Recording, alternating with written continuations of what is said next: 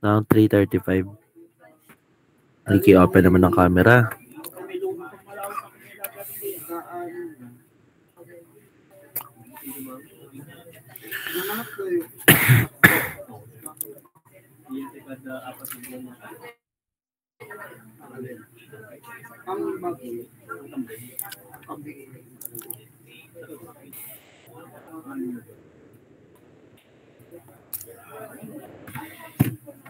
Okay.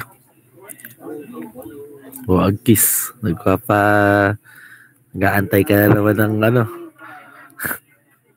consultation. Nasa library ka na naman.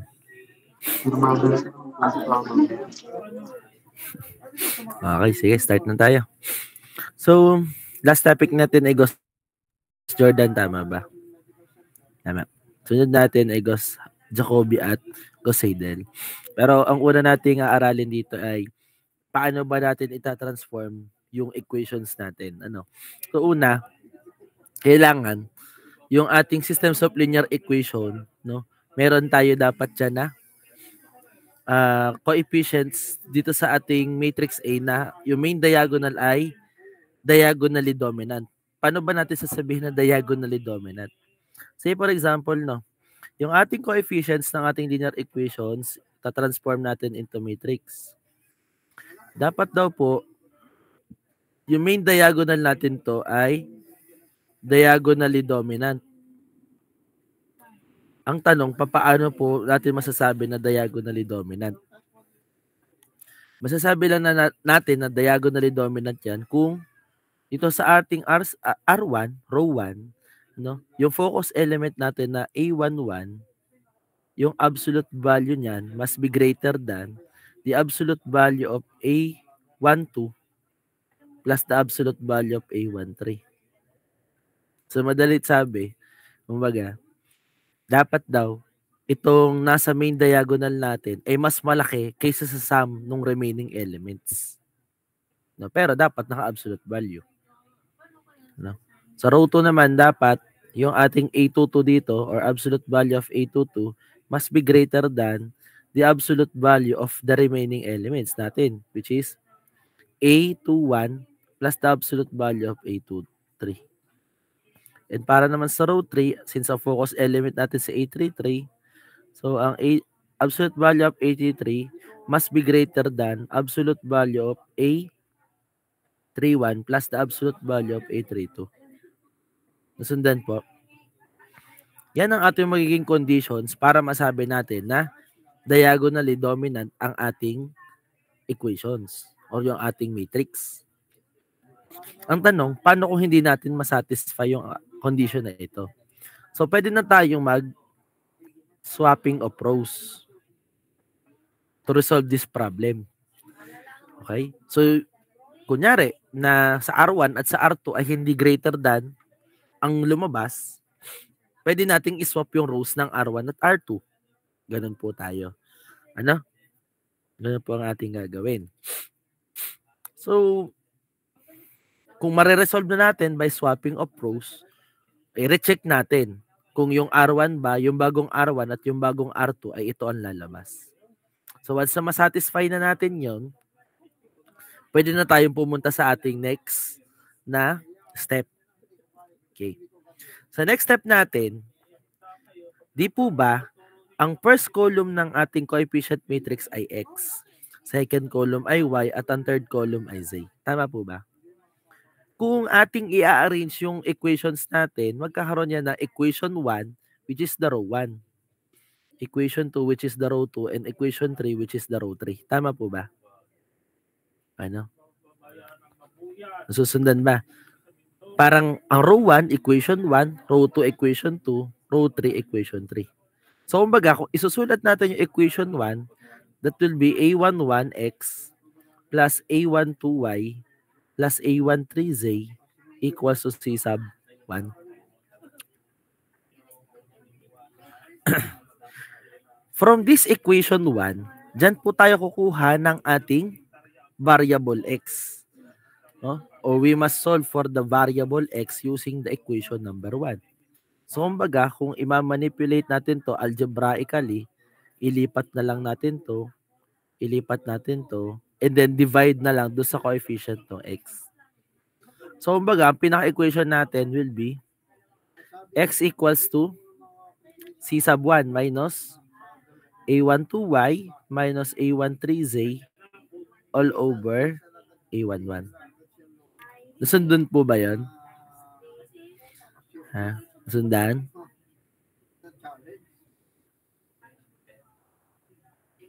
Dito lang nanggaling yan, ha? Ito equation nito, dito lang po nanggaling sa equation number 1. Okay na. Nasundan na. Okay, paano naman po yung y? Paano kukuhanin yung y? Yung y naman natin is kukunin sa second equation. Kumbaga, ang ating second equation ay a21x plus a22y plus a23z equals to c sub 2. Paano natin kukuhanin yung y dyan? Isolate lang natin. Hanggang ang lumabas ay c sub 2 minus a21x minus a23z all over a22. Nasundan po ba? Kinukuha lang natin yung equation para sa variables x, y, and z. So, para sa z, i-direct ko na dito. So, that will be c sub 3 minus a sub 31x minus a sub 32y all over a sub 33. So, yan ngayon yung ating magiging equations. Okay? So, yan yung first two steps natin para sa Gauss-Jacobi at Gauss-Seidel. Pupunta na tayo ngayon do sa steps mismo ng Gauss-Jacobi. Di ba? Una na-arrange natin yung ating equations. With diagonally dominant elements. Sunod natin ang step is we solve for the equation of the variables x, y, and z.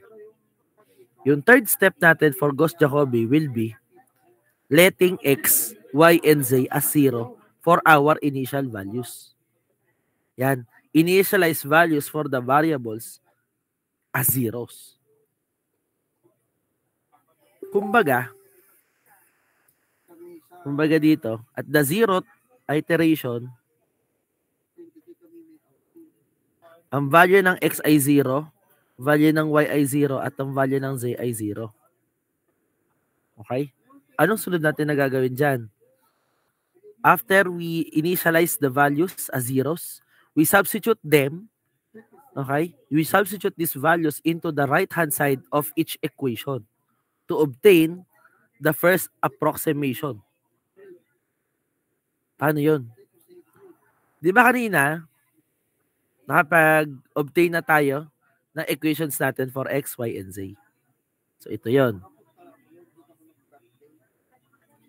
We substitute the values x, y, and z according to the right-hand side of each equation. So kagaya nito. Ito yung right-hand side ng equation natin for x.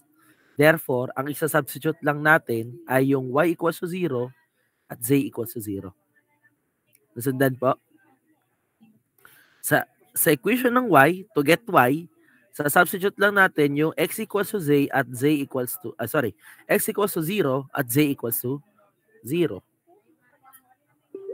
No? And for z, para makuha yung z, so we substitute x equals to 0 and y equals to 0. Okay na? Nagets po? Nagets po ba? Ang tanong, paano pumasok si iteration? Papasok si iteration kapag sinubstitute na natin, di ba? Na-substitute na natin yung y, x, y, and z na 0 dito sa tatlo. Magkakaroon kayo ng value ng x sub 1, y sub 1, at z sub 1. For the next iteration, yun na yung gagamitin ninyong x, y, at z. Hindi na yung mga zeros. Yung bagong values na natin na x, y, z ang isa-substitute niyo for another iteration. Okay? Ang mangyayari doon, substitute lang kayo ng substitute. Tapos pupunta na tayo sa last natin, the step.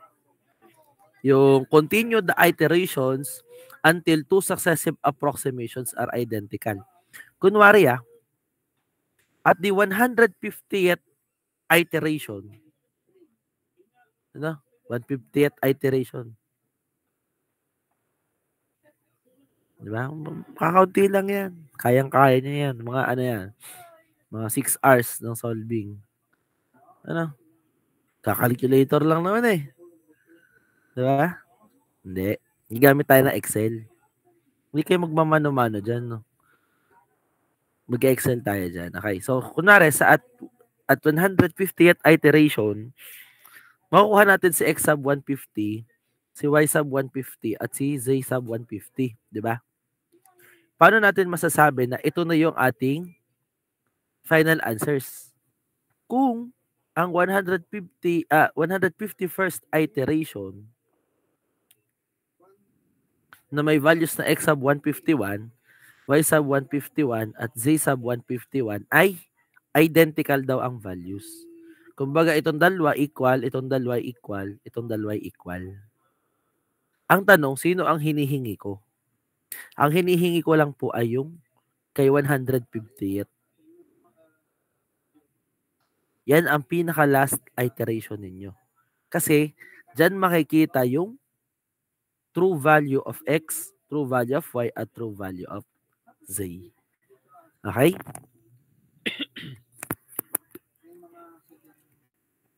Siguro hindi nyo pa masyado na-appreciate.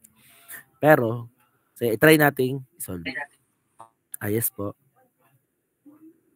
Ano po yun? Sorry po sir, napindot lang po. Sige. Try nating isolve. Solve tayo ng isang system of linear equations.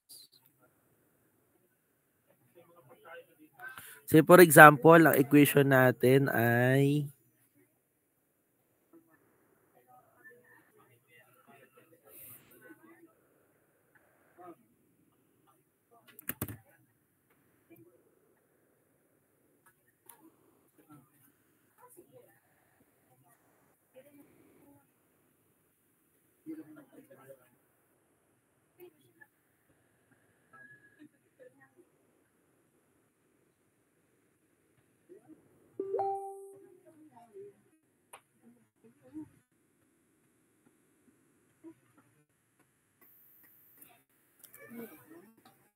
yan daw yung ating given.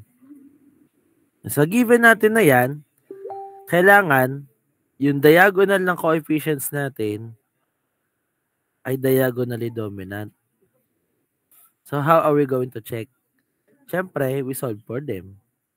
So, ang R1, focus element natin ay 2. Tama ba? So, dito, sa R1, absolute value of 2 must be greater than the absolute value ng 17 plus the absolute value of 4. Pero ang sagot naman dito ay hindi greater than. Tama ba? Hindi yan mag-greater greater than. Tama. So, next tayo sa R2. Sa R2 natin, ito, main natin na element na kailangang ayusin ay si 4. No? And that must be greater than absolute value of 28 plus absolute value of negative 1. Ito 4 is less than 29 naman, di ba? So, hindi pa rin natin na-satisfy. Tama? Susundan? Sunod natin, R3, row 3. R3 natin, absolute value of 10, yun yung ating focus element.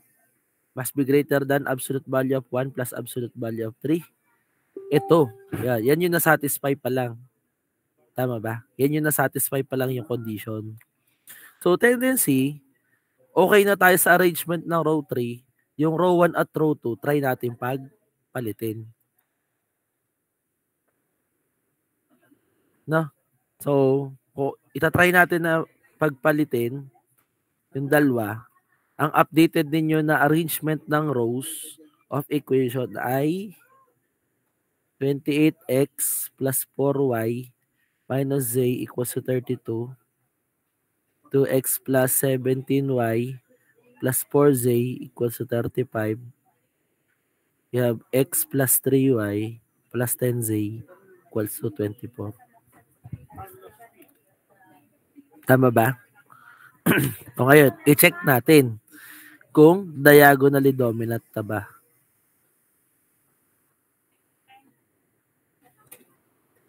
Okay? So, prove natin. Prove natin. Sa R1, focus element is 28. Tama? Must be greater than the absolute value of 4 plus absolute value of negative 1. So, ito, 28 na is greater than 5. So, okay na tayo kay R1. Tama ba?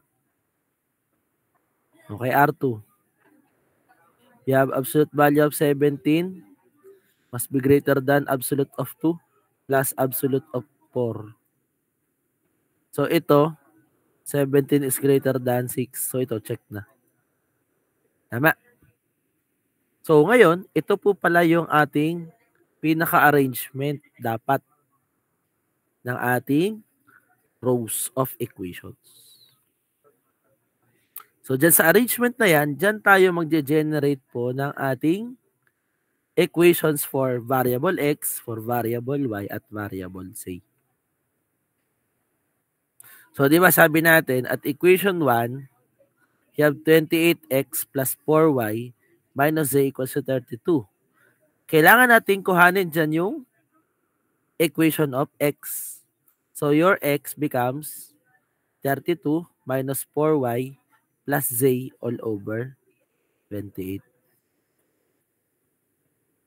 Sundan po. Sundan. Yun. Sa equation number 2, dyan naman natin kukunin si y. So, you have your 2x plus 17y plus 4z equals to 35. Meron tayo ditong y is equivalent to 35 minus 2x minus 4z all over 17. Tama ba? Sundan? Paano equation sa z? So, use equation 3. X plus 3y plus 10z equals to 24. So, z is equivalent to 24 minus x minus 3y all over 10. Sundan? Kung paano kinuha ang equations natin for x, y, and z? Anong sunod natin? Sunod natin, initialize the values of x, y, and z as zeros.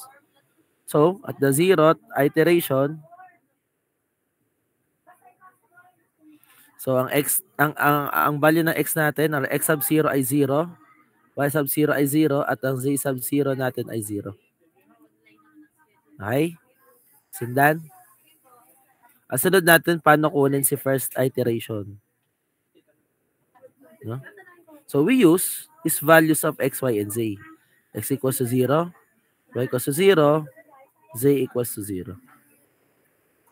Gagamitin natin yung values na yan to solve for our x1, x1, y1, and z1.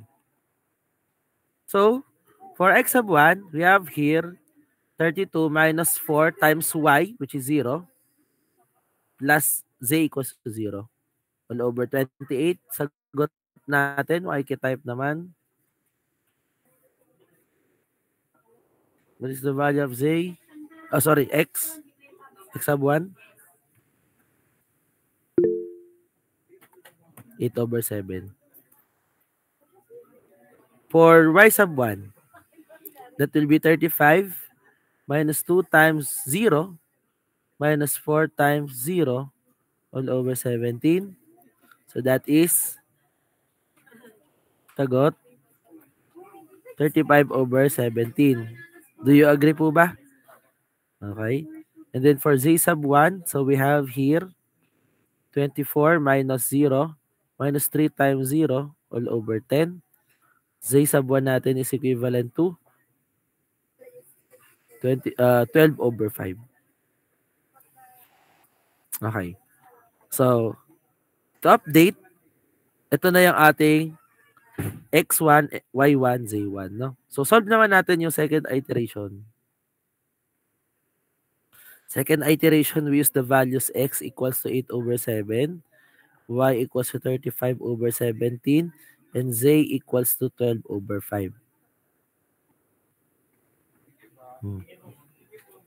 Let us solve for x2, y2, and z2. So, x2 natin ay 32 minus 4. 4 times 35 over 17 plus 12 over 5 all over kalimutan ko over 28. Sagot dito ay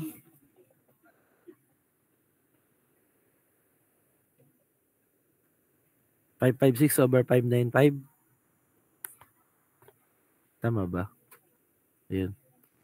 556 over 595. Oh, hindi ko na isusulat yung iba ha. Understood na yan. Isusulat nyo ulit. O, ano ang ating y sub 2?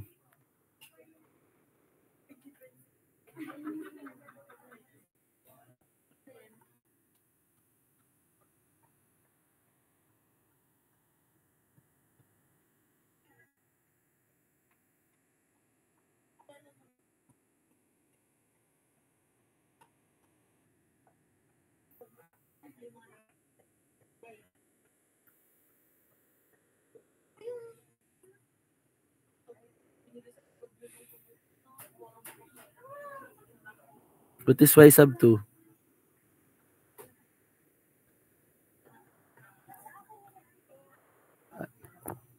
Oh, yun ba yan? Feel ko, alam ko kung saan kayo nagtatagal. Tina-type nyo lahat na. Hindi nyo ni-store. Sabi na eh. I-store nyo. Kasi paulit-ulit na ginagamit. Store ninyo. Ito magiging 35 minus 2 times 8 over 7. Tama ba? Minus 4 times 12 over 5 all over 17. Anong sagot dito? Yun. 809 over 595. Sa z sub 2 natin, we have 24 minus 8 over 7 minus 3 times 35 over 17 all over 10. Sagot natin. Store nyo kasi yung values ng x, y, and z para mabilis lang.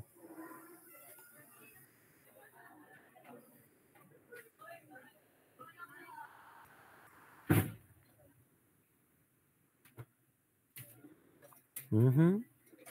49 ba? Hindi ba 397? 397 over 238 yan.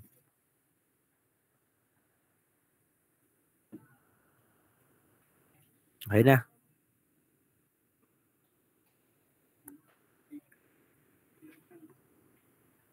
Okay. So may bago na tayong values ng x, y, and z. Sir, hanggang kailan po ba tayo matatapos dito ng pagsusulat? Hanggang third iteration lang po ang hihingin ko sa inyo. Hanggang third iteration lang sa manual computation. So third iteration, ang gagamitin nyo na values ay x equals to 8 over, hindi pala. 556 over 595 na. Y equals to 809 over 595. Z ninyo ay 397 over 238. So, to solve for x sub 3, that will be 32 minus 4 times 809 over 595 plus 397 over 238 all over 28. Sagot natin dyan ay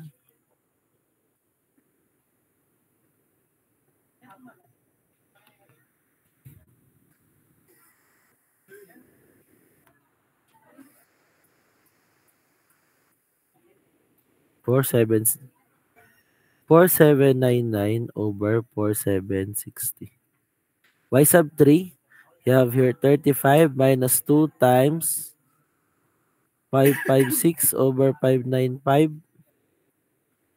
minus 4 times 397 over 238 all over 17. Sagot natin ay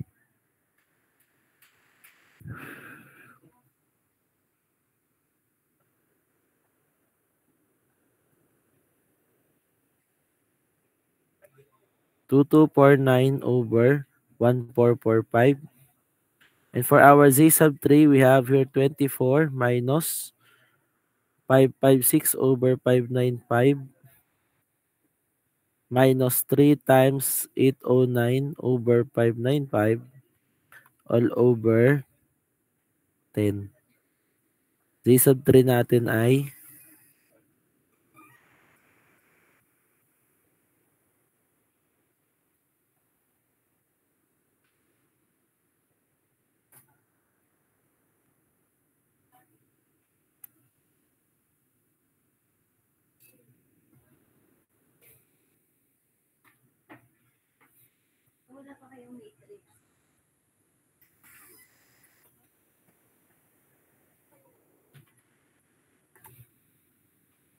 'decimal ba? Oh, 'di ba pag sinusulat natin sa solution 1.89 joke.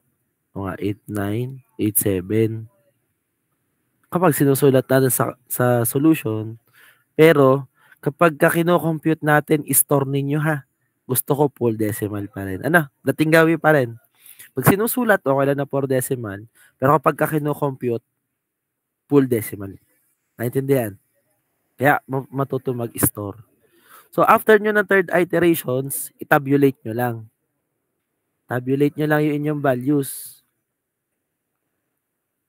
Summarize na nyo.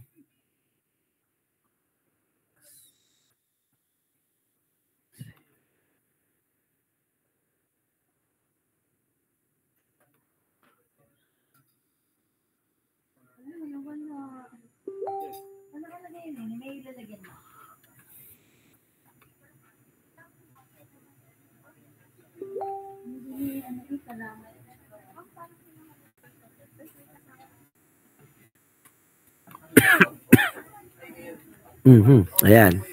So, ilagay nyo dito, iterations. Oh. Ilagay nyo dito yung X, yung Y, yung Z. Tapos dito yung 0, 1, 2, 3. Diba? So, at the 0th iteration, 0. 0. 0. Diba? At the first iteration, 8 over 7. 35 over 17. To 12 over 5. O, so, i-ano na lang, tabulate nyo lang, no? Understood na naman yan. Nasundan nyo ba? Itatabulate nyo lang yung summary ng answers ninyo. Okay? So, dyan kasi, ano lang yan, parang nag-testing lang kayo na 3. Pero hindi nyo naman totally nakuha yung sagot. Tama ba? Hindi nyo nakuha talaga yung sagot. Kunin natin yung mismong sagot. Gamit si Excel.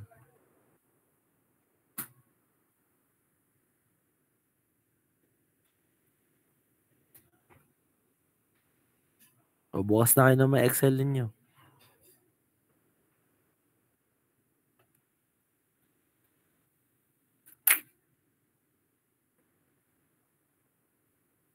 Bukas ha, pag nag face-to-face tayo, magdala na din kayo ng laptop kahit ano lang, hindi lahat. Ano? Kasi para lang masundan ninyo yung pag Excel natin.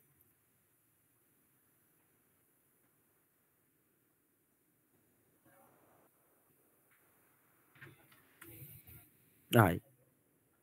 Kasi una ninyong gagawin, format ninyo yung cells ninyo. Column width ay 15. Wait, select all muna pala. Select all, format, column width 15. Nasundan? Saan po yung format? Ito, nasa home. Tapos may format. Ito, cells, format, column width, 15. Naintindihan? Ayan muna. Next natin. Gawa tayo ng equation. Punta tayo sa insert, equations. Yan, type equation here. Medyo palakihin nyo naman. Gawin natin mga 18. Tapos i-type niyo yung mga na-generate niyo na equations. Yung x, y, and z. So, x natin, equation, fraction. Sundan ba? Ulit daw. Saan nang galing yun? Yung fraction. Oh, may equation dito. Equation na tab. Equation. Punta tayo sa fraction. Ayan. Tapos i-type nyo lang yung equation natin kanina na 32 minus, ano nga yan? Wait lang, di ko sa ulo ha. 32 minus 4y plus z over 28. Tapos, gagawa ulit ako ng sa x at sa y at saka sa z naman. O, ito sa y. Sa y natin, we have 35 minus 2x minus 4z over 17. And then, for z natin,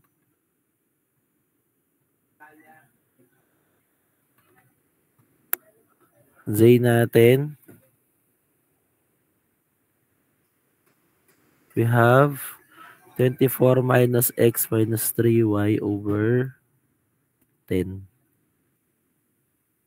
Nasundan po? Nagawa nyo ba? Sa Excel? O, gawin nyo din.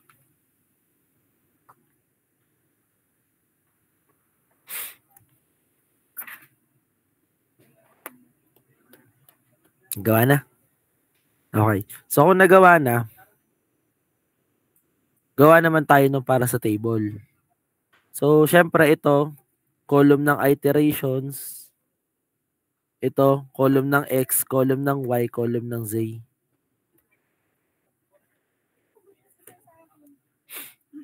Naintindihan?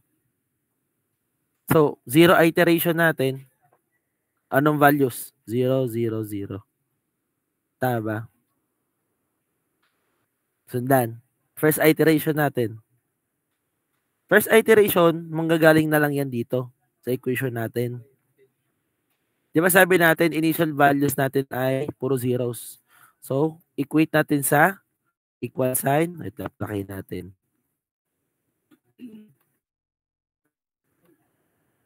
Ayan. Gagawa tayo ng formula sa cell. Ano? So, equals 32 minus 4 asterisk para sa times. Times, ano yung cell? Containing y equals to 0. Di ba ito? Yan. Pwede mag-iba-iba tayo, no? Depende na lang sa pagkakagawa ninyo. Tapos minus na, plus natin sa z na 0. Ito yung cell ng z ko. Equals to 0. And then, we divide it by 28.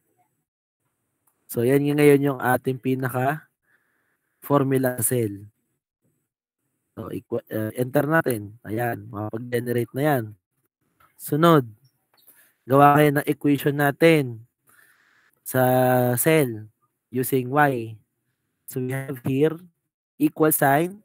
Tapos, 35 minus 2 asterisk times yung x daw natin na 0. Ito. Minus 4 times yung z natin na 0, which is ito. Divided by 17. Then, nagagawa nyo ba sa Excel? Try nyo nga daw.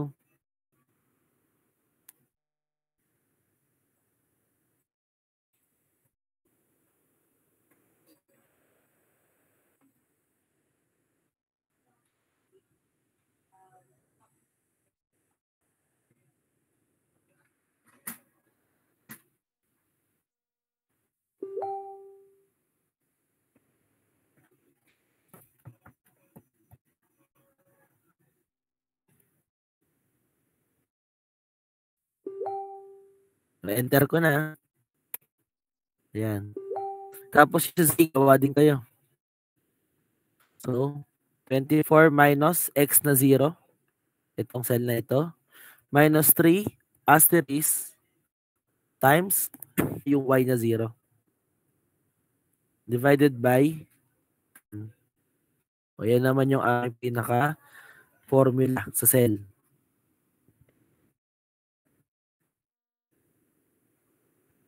Okay na?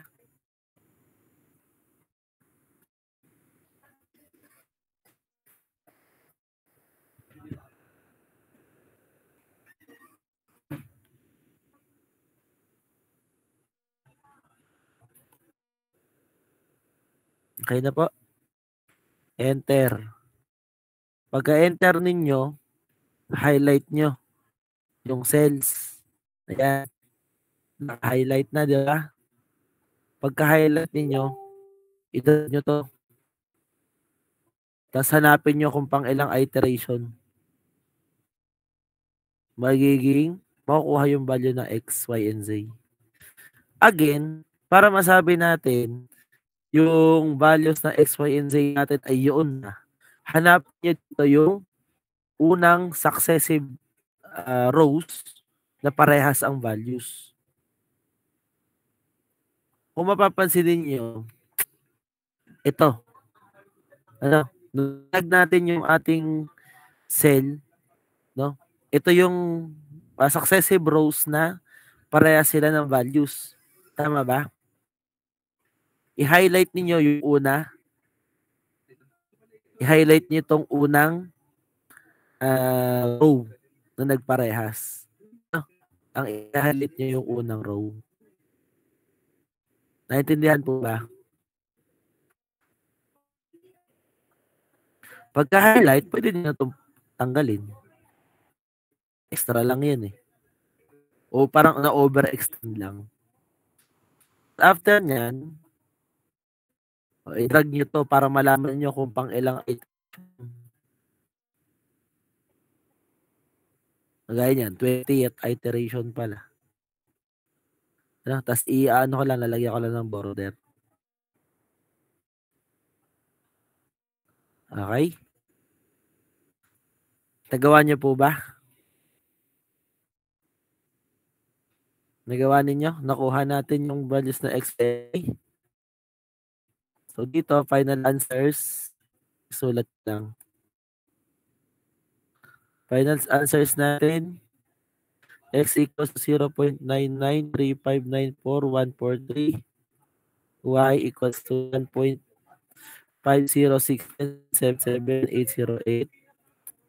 Z equals to 1.848547,243. Ano ang ating final answers? Nagawa po ba sa Excel?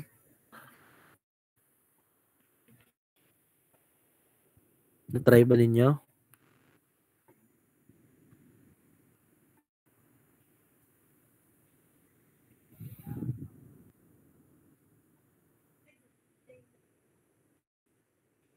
Yes po. Bakit nag-error? Mag-e-error? Ba't nag-e-error? Ano yan ha? Ang ida-drag ninyo ay ito. Yan. Yung ginawa nyo yung equation dito. Tapos drag nyo lang.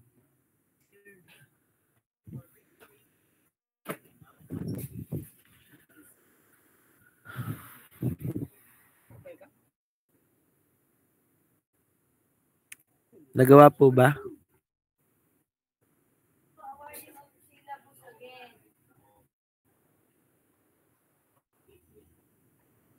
Nagawa?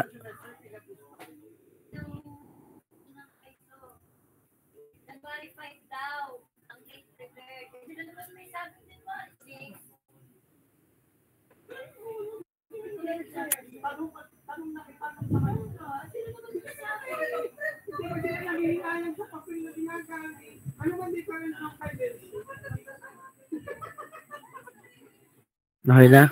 Ano, pag sinabit ko uli, April 8. Nasaan ba? Ghost Jacoby pa lang yan.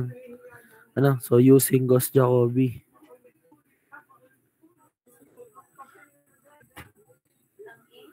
Ghost Jacoby. Paano naman pagka kay Ghost Seidel?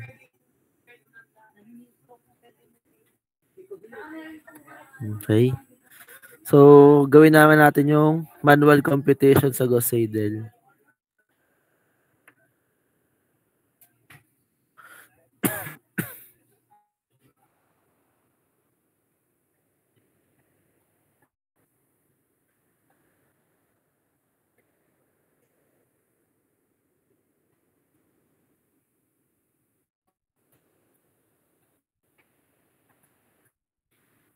Kagaya nito.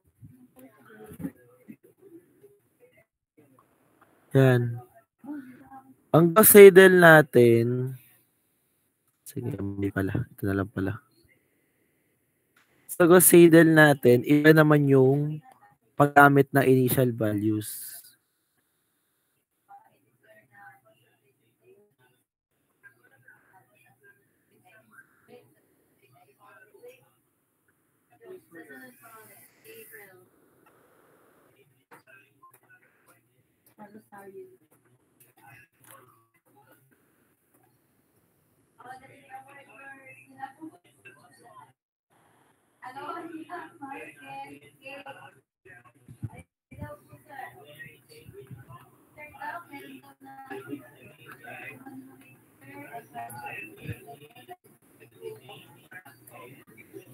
Okay. So, yan yung kanina, di ba? Yan yung kanina natin. Gamitan natin ang Gauss Seidel. So, Gauss Seidel naman,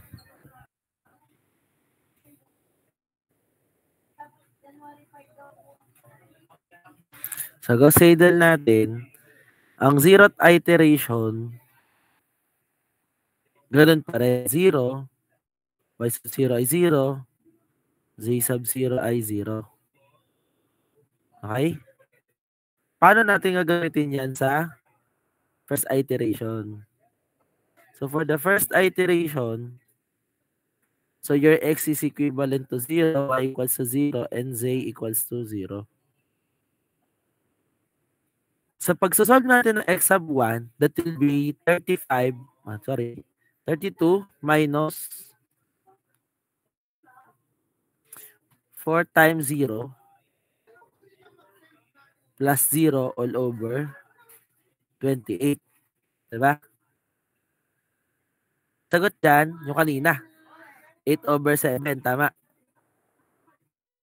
Ngayon, to solve for y sub 1, you are going to use the updated values of the variables. Ano po yung updated values ng variables? No? Kagaya nito, di ba? Updated na ang value ng x. Therefore, we are not going to use x equals to 0 for equation of y. Ang gagamitin na natin ay itong 8 over 7. Nagets po ba yun? Nagets? So, ang mangyayari, ang magiging equation natin sa y ay 35 minus 2 times the new x, which is 8 over 7, minus 4 times yung z natin, since hindi updated, so yun pa rin ang gagamitin ninyo. Verse 17. Ano po ang sagot natin?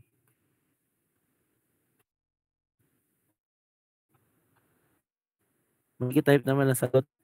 Stop ninyo agad ha.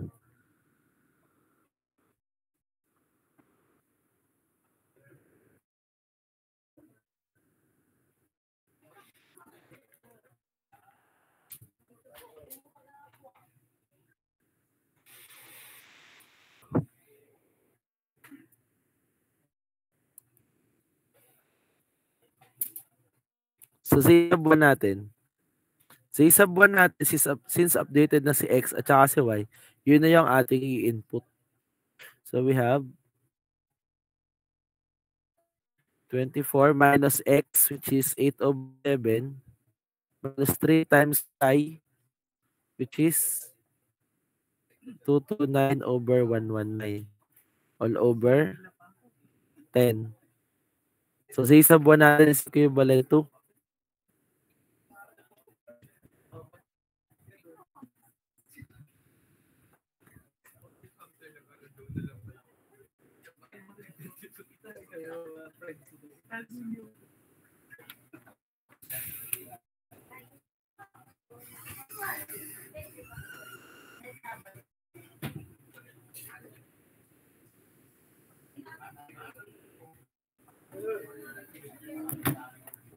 2033.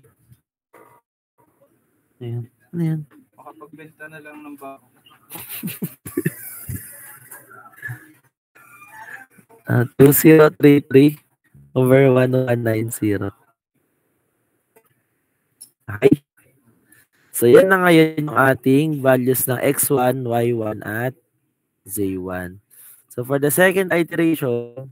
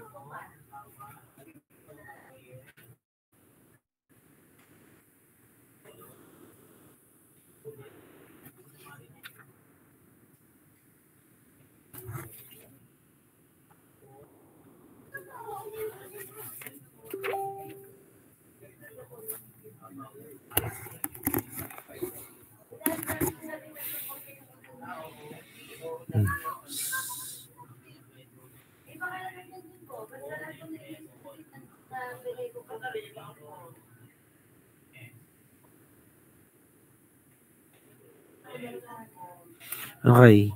So, itutuloy natin what is x sub 2. Gamitin niyo yung updated values, ha. What is x sub 2?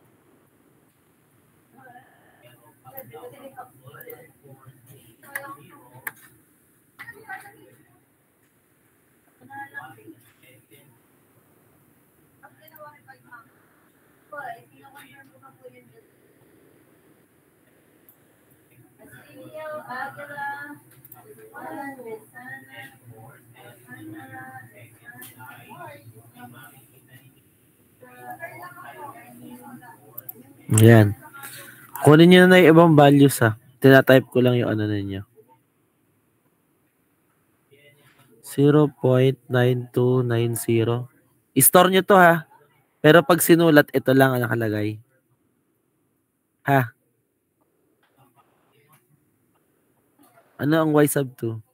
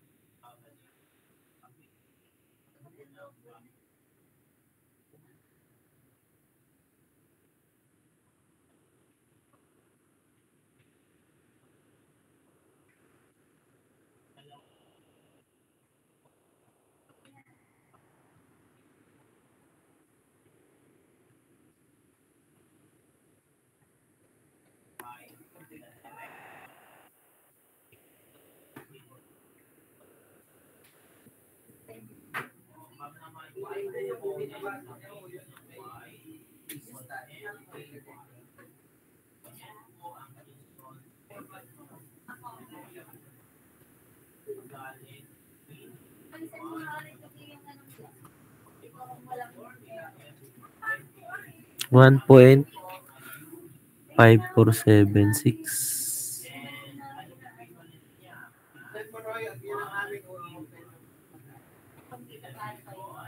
Z sub 2.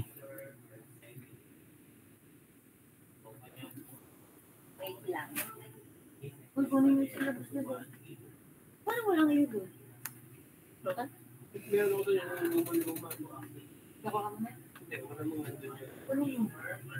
Kasi yung sa AE mo, magkabukod ng program mo.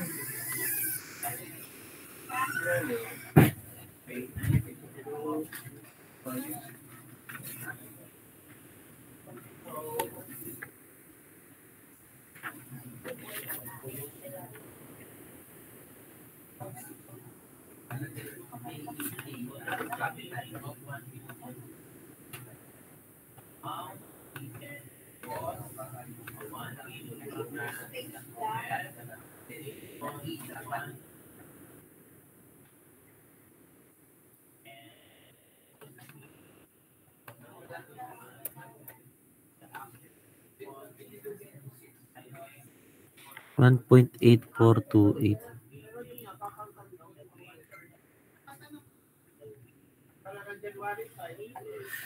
Okay, so ito naman susundan nyo na, no? Susundan nyo na kung paano kuhanin ng mano-mano. Tama ba? Ano? Paano naman kung kukuhanin natin via Excel? So, open natin si Excel natin.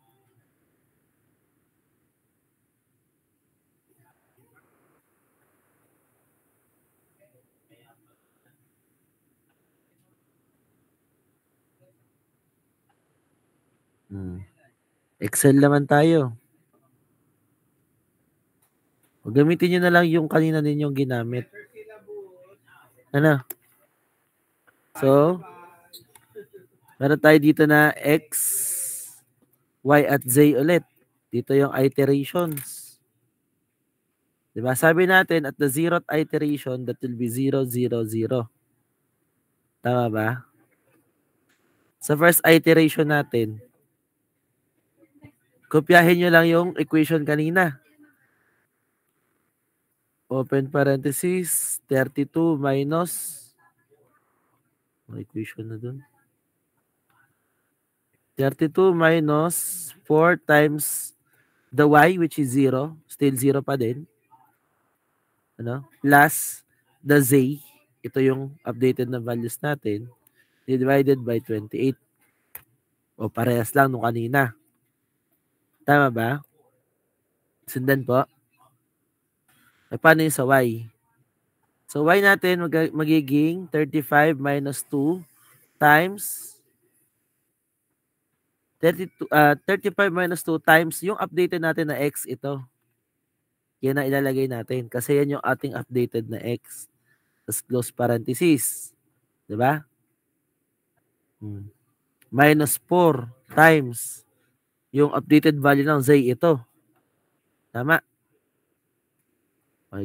Tama ba? Tapos close ninyo, divided by 17. Tapos dito, since updated na yung x at y, yun yung gagamitin ninyo.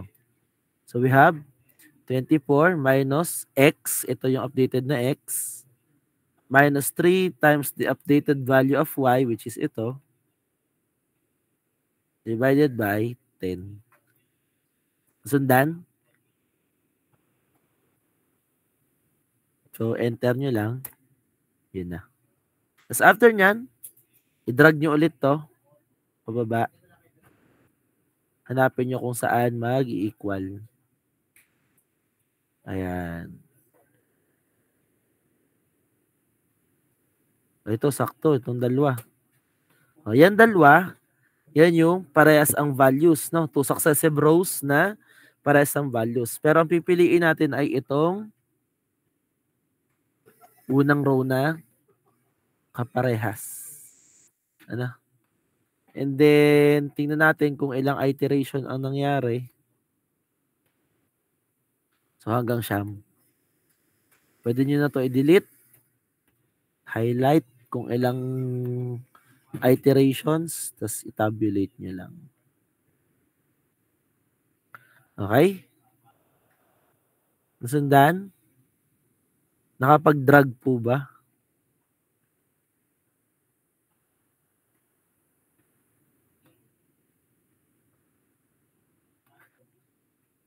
Nakapag-drag ba ang lahat? So, ngayon, ito na yung ating magiging final answer para po dito. Masundan?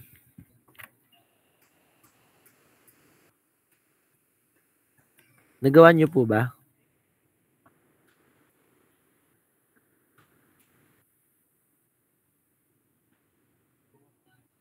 Try nyo sa Excel. Dali. Ang lamig.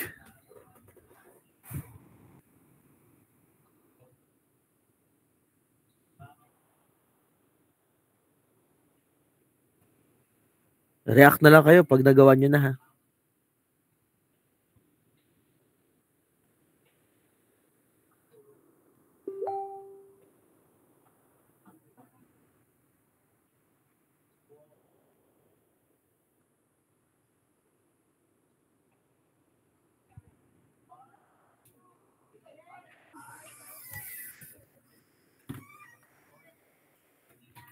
Nagawa nyo na?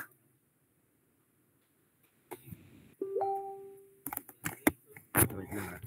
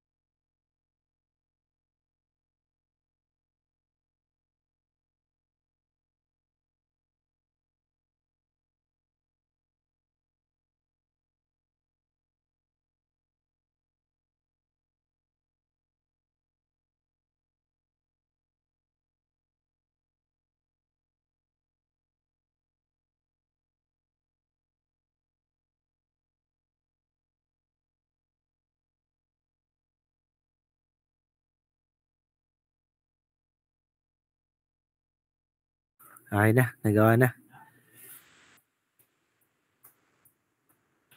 Okay, sige. So, testing pa tayo na isa pang systems of linear equation. Ano?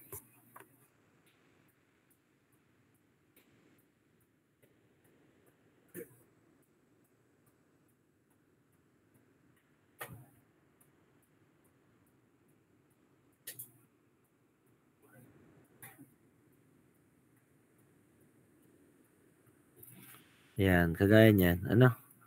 Ito yung given lang nung dati. Yan. Yan lang po yung given nung dati. Ay, save.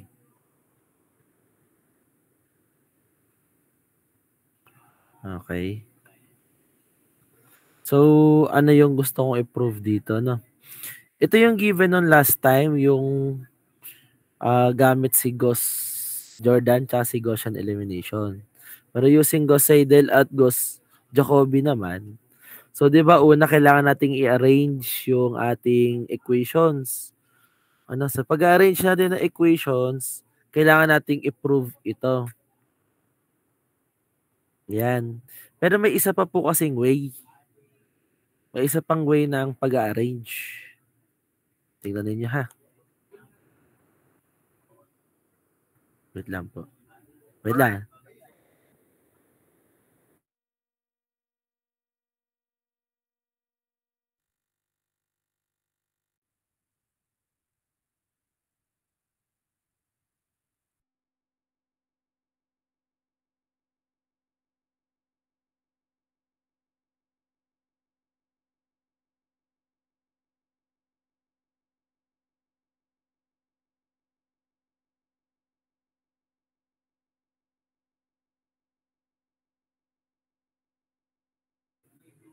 Okay. So, dito, isa pang way ng pag-arrange. Tingnan ninyo ha. Yung column ng X, sino yung may pinakamataas na coefficient? Yung row 3. Tama ba? Yan yung may pinakamataas ng X. Yan. Sa column 2, sino naman na may pinakamataas na absolute value? Pantay-pantay lang, tama. Pantay-pantay yung absolute value ng coefficients dito. Tama ba? So, sige, mamaya na natin yung balikan. Dito, sa Z, sino yung pinakamataas na coefficient? Yung 3. Tama ba? Kung ito ginamit ninyo, ito talaga yung dapat. Pero kung hindi ninyo maayos to, pwede ninyong gawin to. Yung i-arrange ninyo yung rows according dun sa mga dominant na coefficients. Kagaya nito, sa row 3 pa, dominant yung X. Dito naman, yung row 1 ang dominant sa Z. Yun namang second equation, lahat pare-parehas, ang absolute value ay 3. Diba? Kung tutuusin, dapat ito yung row 1. Tama? Ito dapat yung row 3. Ito retain as row 2. Kaya, ginawa ko, pinagpalit ko si row 1 at si row 3. Okay? So ngayon, diagonally dominant na yan. Tama ba? So dapat ito ang dominant. So 4, dominant siya dun sa iba. Ito din. Yung 3, dominant din sa dalawa. Tapos yung itong 3, although pareha sila, pero kung tutusin, ito na yung may pinakamalaki coefficient sa equation na ito. So isa pa ding assessment kung paano i-arrange yung ating rows. So kung na-arrange natin yung ating equations na ito, ang tanong, ano ang values ng X, Y, and Z? So, di ba? Using row 1, kunin si X. Using row 2, kunin si Y. Using row 3, kunin si Z. So, please solve for X, Y, and Z using Gauss, Jacobi, and Gauss-Seidel. Excel ang gamitin ninyo ha. Saka na yung manual computation.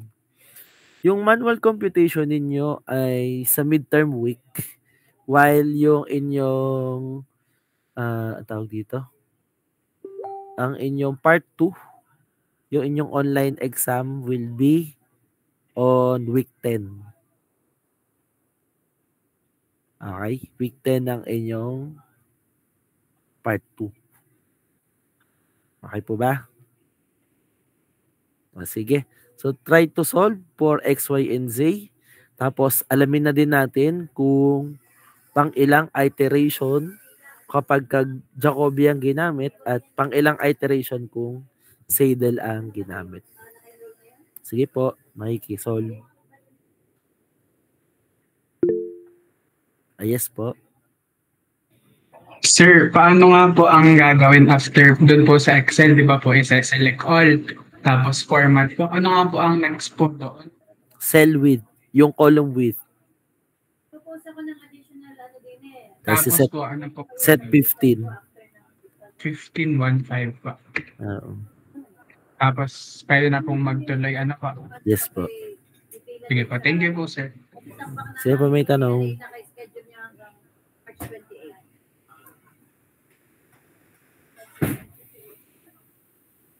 Oh, announcement. January 5 daw talaga ang ilalagay na date. Tapos, pati yung sa date prepared sa likod, kapalitan din, January 5 din. Yung sa may revision, wait lang, tinatanong pa.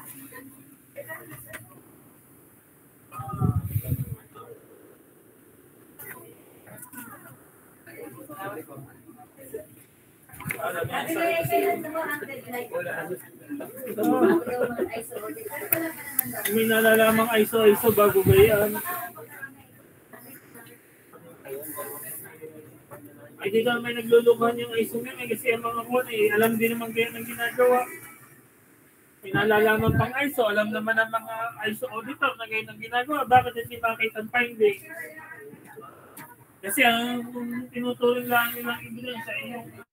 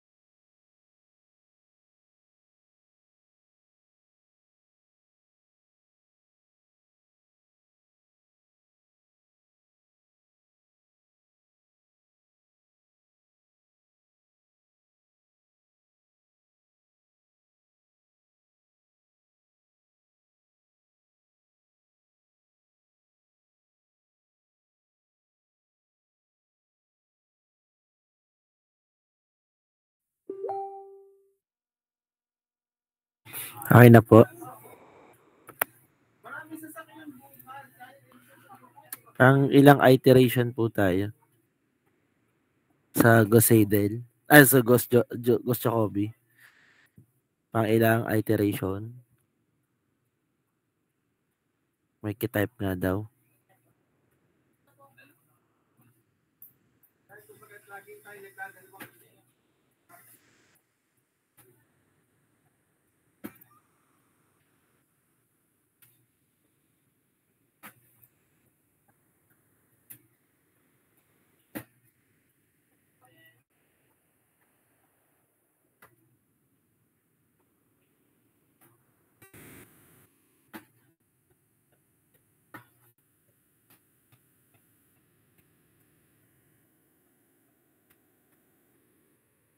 Ang naka-schedule. March 8.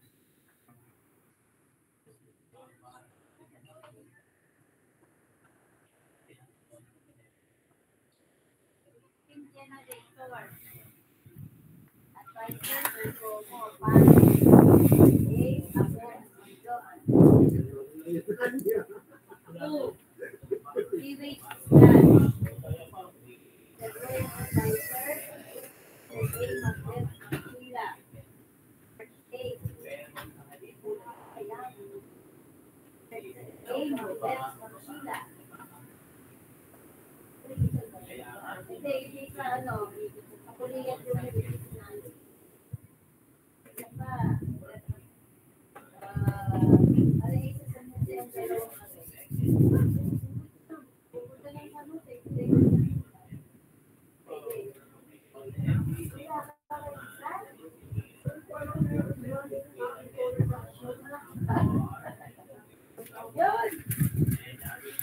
Ilang iteration?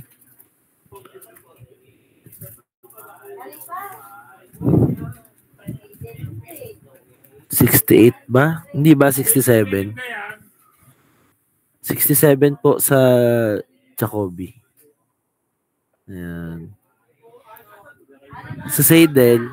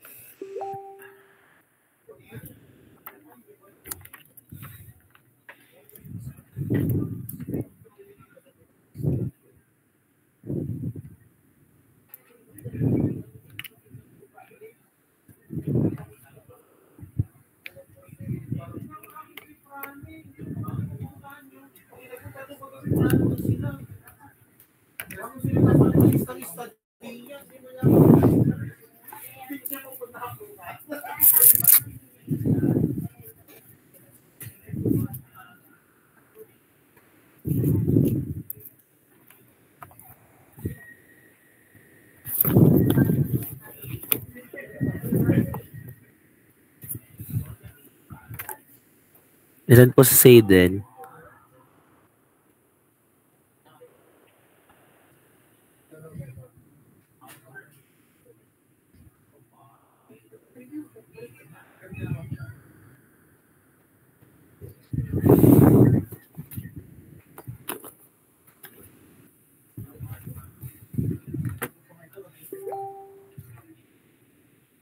Mhm. 36, hindi po 36.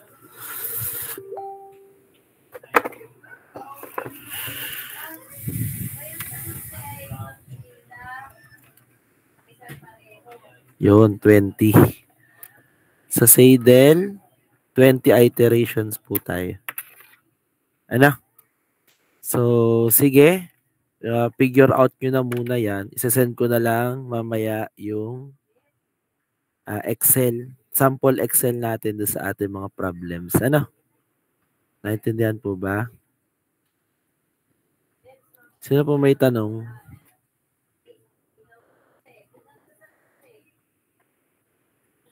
Tanong? Wala.